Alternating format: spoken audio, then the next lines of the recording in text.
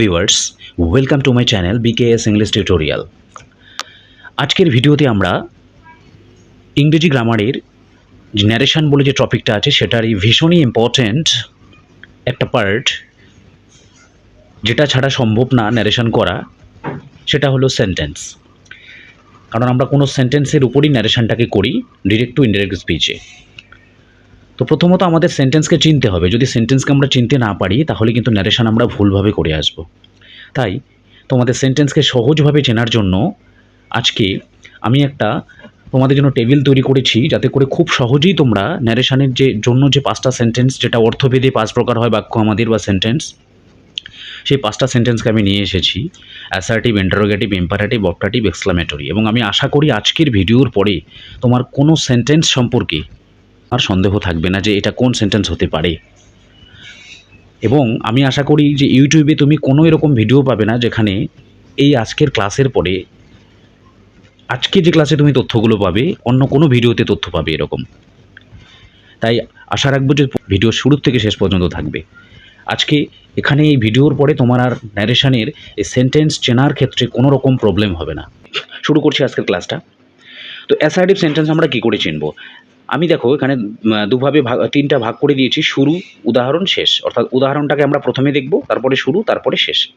অর্থাৎ যখন আমরা ন্যারেশন করি ডাইরেক্ট স্পিচে, ইনভার্টেড কমার ভিতরে, এটা আমি ইনভার্টেড কমার ভিতরের একটা সেন্টেন্স ধরে নেব, যে ইনভার্টেড কমার ভিতরে আমরা সবসময় লক্ষ্য করি যে এটা কী দিয়ে শুরু হয়েছে, কী দিয়ে শেষ হয়েছে, বা পুরো সেন্টেন্সটাকে সেটা কী প্রকাশ করতে চেয়েছে সেন্টেন্সটাতে। সেই অনুযায়ী কিন্তু আমরা সেন্টেন্সটাকে ধরে নিই যে সেটা এই 5টা সেন্টেন্সের মধ্যে কোনটা। তাই প্রথমত হচ্ছে কি, অ্যাসার্টিভকে আমরা দেখে নিই কীভাবে চিনব। যে অ্যাসার্টিভ সেন্টেন্স, একটা এক্সাম্পল দিয়েছি আমি, যে I will do the work. এবার আমি শুরু এবং শেষটা সবসময় দেখব সেন্টেন্সের, যে শুরুটা কী দিয়ে হয়েছে, শুরুটা সেন্টেন্সের সাবজেক্ট দিয়ে হয়েছে। দেখো শুরুটা কী দিয়ে হয়েছে, সেন্টেন্সের সাবজেক্ট দিয়ে, এবং শেষ হয়েছে ফুল স্টপ দিয়ে। তো কোনো সেন্টেন্স যদি সাবজেক্ট দিয়ে শুরু হয়, ফুল স্টপ দিয়ে শেষ হয়, তাহলে সেই সেন্টেন্সটা অ্যাসার্টিভ সেন্টেন্স। সাবজেক্ট দিয়ে শুরু, সাবজেক্টের জায়গায় যে কোনো প্রোনাউন থাকতে পারে, I, you, me, they, he, she, বা কোনো নাউন থাকতে পারে, কোনো নাম থাকতে পারে সাবজেক্টের জায়গাটাতে। তাহলে আমি বুঝবো কি, যদি সাবজেক্ট দিয়ে শুরু হয়েছে, ফুল স্টপ দিয়ে শেষ হয়েছে, তার মানে the sentence is an assertive sentence. Okay, তাহলে পরের সেন্টেন্স আমরা চলে যাই ইন্টারোগেটিভ সেন্টেন্স। ইন্টারোগেটিভ সেন্টেন্সকে চেনার ক্ষেত্রে আমাদের খুব বেশি কষ্ট করতে হয় না, কারণ ইন্টারোগেটিভ সেন্টেন্সের শেষে কোশ্চেন থাকে। কোশ্চেন দেখলেই বুঝে যাই আমরা এটা কোশ্চেন সেন্টেন্স অথবা ইন্টারোগেটিভ সেন্টেন্স। তাহলে আরেকটা জিনিস আমরা এখানে মাথায় রাখবো, যে কোশ্চেন যে সেন্টেন্সটা হয় বা ইন্টারোগেটিভ সেন্টেন্সটা যে হয়, এটা সেন্টেন্সটা ভার্ব দিয়ে শুরু হতে পারে, সে যে কোনো ভার্ব হতে পারে, শেষে কোশ্চেন থাকে। আবার কোনো ডব্লিউএইচ ওয়ার্ড দিয়ে শুরু হতে পারে, ডব্লিউএইচ ওয়ার্ড দিয়ে শুরু হতে পারে, শেষে কোশ্চেন চিহ্ন থাকবে। কারণ এই দুটোর উপর ন্যারেশনের দুটো আলাদা রুলস আসে। আমরা এটা এর আগের একটা ভিডিও আমি দিয়েছিলাম ন্যারেশনে ইন্টারোগেটিভ সেন্টেন্সের উপর, সেটা তোমরা দেখে নেবে। আচ্ছা, তাহলে আমরা যেটা দেখলাম যে ইন্টারোগেটিভ সেন্টেন্সের কোশ্চেন দেখলেই আমি বুঝে যাবো ইন্টারোগেটিভ সেন্টেন্স। এবার হচ্ছে ইম্পারেটিভ সেন্টেন্স। ইম্পারেটিভ সেন্টেন্স আমি কী করে বুঝবো? মনে রাখবি, ইম্পারেটিভ সেন্টেন্সটা ডুইং ভার্ব দিয়ে শুরু হয়, ফুল স্টপ দিয়ে শেষ হয়। ডুইং ভার্ব দিয়ে শুরু হয়, শেষে এক্সক্লামেশন মার্কও থাকে। তাহলে এবার তোমাদের মনে একটা প্রশ্ন আসতে পারে যে ইম্পারেটিভ সেন্টেন্সে তো নর্মালি ফুল স্টপই থাকে, এক্সক্লামেশন মার্ক তো থাকে না। না, কারণ তুমি যদি এটা জেনে থাকো যে ফুল স্টপই শুধু থাকে, তাহলে তুমি ভুল জানতে এতদিন। কারণ ইম্পারেটিভ সেন্টেন্সে ডুইং ভার্ব দিয়ে শুরু হবে, শেষে ফুল স্টপ থাকবে, আবার কখনো এক্সক্লামেশন মার্ক থাকবে। তাহলে কখন কোনটা থাকবে কী করে বুঝবো যে কখন ফুল স্টপ হবে, কখন এক্সক্লামেশন মার্ক থাকবে? এটা ডিফারেন্সটা হলো এরকম, যখন ইম্পারেটিভ সেন্টেন্স আমরা জানি কি বোঝায়, অর্ডার, অ্যাডভাইস, রিকোয়েস্ট, আদেশ, উপদেশ, অনুরোধ, এরকম কোনো যদি ভাব প্রকাশ পায়, সেক্ষেত্রে আমরা সেটাকে কি ধরে নিই, ইম্পারেটিভ সেন্টেন্স ধরে নিই। তাহলে ফুল স্টপ কখন হবে, এক্সক্লামেশন কখন হবে? ফুল স্টপ হচ্ছে যখন সাধারণ কোনো আদেশ হবে, শুনে ডু দ্য ওয়ার্ক, এই কাজটা করো, এভাবে বললো। এবার যখন এই একই সেন্টেন্স যদি আমি বলি ডু দ্য ওয়ার্ক, কাজগুলো করো, শেষ করো কাজগুলো এখনই, এই ধরুন যখন আমি জোর দিয়ে বলবো, তখন সেক্ষেত্রে কিন্তু এক্সক্লামেশন চিহ্ন চলে আসবে এখানে। ঠিক একইভাবে গো দেয়ার, এই যে কথাটা বলছে গো দেয়ার, এই যে গো দেয়ার যে কথাটা বলেছে, এটা যদি আমি রিকোয়েস্ট মোডেও ধরি, তাহলে রিকোয়েস্টটা জড়ালো রিকোয়েস্ট, মানে সেখানে যেতেই হবে এমনভাবে হচ্ছে রিকোয়েস্ট করছে। তো গো দেয়ারটা হচ্ছে, তাই জন্য এক্সক্লামেশন মার্ক আছে এখানে। আর এই গো দেয়ারটাই যদি কেউ রেগে বলে, সেক্ষেত্রেও হবে এটা। আর নর্মালি যদি বলে যে ওইখানে যা, তাহলে সেক্ষেত্রেও কিন্তু আমার ফুল স্টপ হবে। আশা করি বোঝাতে পারলাম। তারপর এই যে আরেকটা এক্সাম্পল, প্লিজ হেল্প মি। এই যে এক্সক্লামেশন মার্কটা আছে এখানে, যে তোমরা হয়তো অনেকেই জানো যে এক্সক্লামেশন মার্ক থাকলে সেটা তো হচ্ছে এক্সক্লামেটরি সেন্টেন্স হয়, কিন্তু না, এখানে যে হেল্প মি কথাটা আছে এখানে অনেক সময় আমরা দেখি সেন্টেন্সে ফুল স্টপ থাকে, অনেক সময় এক্সক্লামেশন থাকে। তাহলে ফুল স্টপ কখন থাকবে? যখন সেই অনুরোধটা এতটা জোরালো অনুরোধ নয়, বা তার যে সহযোগিতাটা চেয়েছে তার সহযোগিতাটা যদি নাও করে তার এতটাও হয়তো ক্ষতি হবে না। কিন্তু যদি এরকম হয় যে এই যে প্লিজ হেল্প মি এই যে কথাটা বলছে, যেটা এক্সক্লামেশন মার্ক আছে, এটা তখনই এরকম একটা এভাবে সহযোগিতা চাওয়া হবে যখন ধরে নাও কারো শরীরে আগুন লেগে গেছে, বা হতে পারে তার খুব বিপদে পড়ে গেছে, খুব ভয়ের মধ্যে আছে, খুব বিপদের মধ্যে আছে, বন্যার জলে ভেসে যাচ্ছে, সে যদি হেল্প হেল্প বলে চিৎকার করে, তাহলে সেক্ষেত্রে তার কিন্তু এরকম চিহ্ন আসবে। তার মানে তার যে সহযোগিতা চাওয়ার যে ধরনটা সেটা বেশি জোরালো।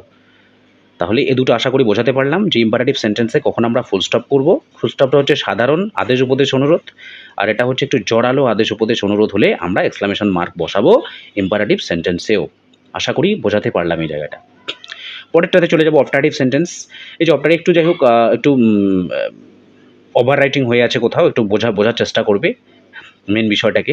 তো অপটাটিভ সেন্টেন্সটাকে মে দিয়ে শুরু হবে, শেষে ফুল স্টপও থাকতে পারে, আবার শেষে এক্সক্লামেশন মার্কও থাকতে পারে। তাহলে মে দিয়ে শুরু হয়েছে, শেষে কী রয়েছে? একটা এক্সক্লামেশন মার্ক রয়েছে বা ফুল স্টপ আছে। তাহলে এটা কখন হবে? আমরা জানি অপটাটিভ সেন্টেন্সটা দিয়ে কী বোঝায়?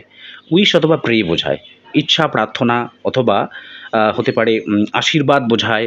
আশীর্বাদ করা বোঝার ক্ষেত্রে হচ্ছে আমরা জানি যে অপটাটিভ সেন্টেন্স হয়, অথবা অভিশাপ দেওয়ার ক্ষেত্রেও কিন্তু হয়, ব্লেসিং বা কার্স, উইশ অথবা প্রে, এই সমস্ত কিছুর ক্ষেত্রে আমরা জানি যে কী হয়? অপটাটিভ সেন্টেন্স বসে। তো যখন কেউ হচ্ছে মঙ্গল কামনা করছে, যে মে ইউ লিভ লং, যে মঙ্গল কামনা করছে, এখানে উইশ করছে একটা, তাহলে সেক্ষেত্রে কি সাধারণভাবে যদি করে এক্সপ্রেশনটা যদি সাধারণ হয় বা ইমোশনাল টাচ এতটা না থাকে, তাহলে ফুল স্টপ বসবে। আর যদি জোরালো হয়, একবারে মন থেকে যাচ্ছে, তার কথাতেই বোঝা যাচ্ছে, সেক্ষেত্রে কি হবে? সেক্ষেত্রে হবে হচ্ছে এক্সক্লামেশন মার্ক অপটাটিভ সেন্টেন্সের ক্ষেত্রেও। যেটা আবেগঘনভাবে বলবে সেটা হচ্ছে তাহলে কি এক্সক্লামেশন মার্ক বসবে সেক্ষেত্রে অপটাটিভ সেন্টেন্সেও। তাহলে অপটাটিভ সেন্টেন্সেও কী কী থাকতে পারে? ফুল স্টপও থাকতে পারে, এক্সক্লামেশন মার্কও থাকতে পারে। বাট আমাদেরকে বুঝে নিতে হবে যে সেন্স অনুযায়ী যে কী বোঝাতে চাচ্ছে এখানে। এটা দেখেই আমরা বুঝে যাব যে এটা হচ্ছে এক্সক্লামেটরি সেন্টেন্স না অপটাটিভ, নাকি ইন্ট্রোগেটিভ, না অ্যাসার্টিভ সেন্টেন্স। ওকে, তাহলে পরে চলে গেলাম হচ্ছে এক্সক্লামেটরি সেন্টেন্স, লাস্ট সেন্টেন্স। শেষে এক্সক্লামেশন মার্ক আছে, শেষে এক্সক্লামেশন মার্ক থাকবে, কারণ এই যে দুজন ফুল স্টপ এবং হচ্ছে এক্সক্লামেশন, এরা তো ধার করে নিয়েছে। অ্যাসার্টিভ সেন্টেন্সের নিজস্ব একটা চিহ্ন আছে, ইন্টারোগেটিভের নিজস্ব একটা চিহ্ন আছে, এক্সক্লামেটরি নিজস্ব একটা চিহ্ন আছে, ও কারো চিহ্ন নিয়ে চলে না। কিন্তু এই দুজন কি করে? ইম্পারেটিভ সেন্টেন্স কখনো কি করছে? ফুল স্টপ নিচ্ছে, কখনো আবার এক্সক্লামেশন মার্ক নিচ্ছে। ঠিক অপটাটিভ সেন্টেন্সও ফুল স্টপ নিচ্ছে, কখনো আবার এক্সক্লামেশন মার্ক নিচ্ছে। ওকে, তাহলে এক্সক্লামেটরি সেন্টেন্সটা কি করে? ওর নিজস্ব একটা চিহ্ন আছে, এক্সক্লামেশন চিহ্ন। কি করে বুঝবো আমি যে ও এই অপটাটিভ নয় বা ইম্পারেটিভ নয়?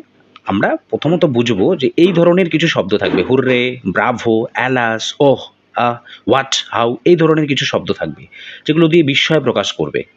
যেমন একটা এক্সাম্পল দিয়েছি আমি, hurray, we have won the match, oh what a surprise, oh what a surprise. এই যে এই ধরনের শব্দ যেখানে দেখবো, তার মানে ওটা হচ্ছে এক্সক্লামেটরি সেন্টেন্স, এবং শেষে অবশ্যই একটা এক্সক্লামেশন চিহ্ন থাকবে। আশা করি আজকের এই ভিডিওটাতে তোমাদের পরিষ্কার করতে পারলাম যে আমরা কি করে বুঝবো কোনটা কোন সেন্টেন্স, এবং কোন চিহ্ন দিয়ে কেমন ধরনের এক্সপ্রেশন প্রকাশ করছে, কেমন ধরনের ইমোশনাল টাচ প্রকাশ করছে, বা কতটা আবেগীয়ভাবে সেই সেন্টেন্সটাকে আমাদের বলা উচিত। আশা করি বোঝাতে পারলাম, এবং এই ভিডিওটাকে তোমরা যারা প্রথমবার দেখে বুঝতে পারবে না, আবার দ্বিতীয়বার দেখবে, আশা করি ক্লিয়ার হয়ে যাবে সেন্টেন্স সম্পর্কে সমস্ত কিছুর ধারণা। Okay, thank you for giving your valuable time and watching the video. অবশ্যই চ্যানেলটা সাবস্ক্রাইব করে দিও যদি মনে হয় যে তুমি আমার এই চ্যানেলের থেকে যে ভিডিওগুলো পাচ্ছ তোমার জন্য ইনফরমেটিভ হচ্ছে, জানতে পারছো, শিখতে পারছো এখান থেকে। অবশ্যই চ্যানেলটা সাবস্ক্রাইব করে দিও সেজন্য, এবং ভিডিওতে একটা লাইক দিয়ে দিও, বন্ধুদের সাথে শেয়ার করে দিও, এবং অবশ্যই এই ভিডিও সংক্রান্ত যদি কোনো আমার ত্রুটি থেকে থাকে কমেন্ট বক্সে, বা আমার ভিডিও ইমপ্রুভ করার জন্য কোথায় জোর দেওয়া উচিত কমেন্ট বক্সে অবশ্যই জানিও। Thank you so much.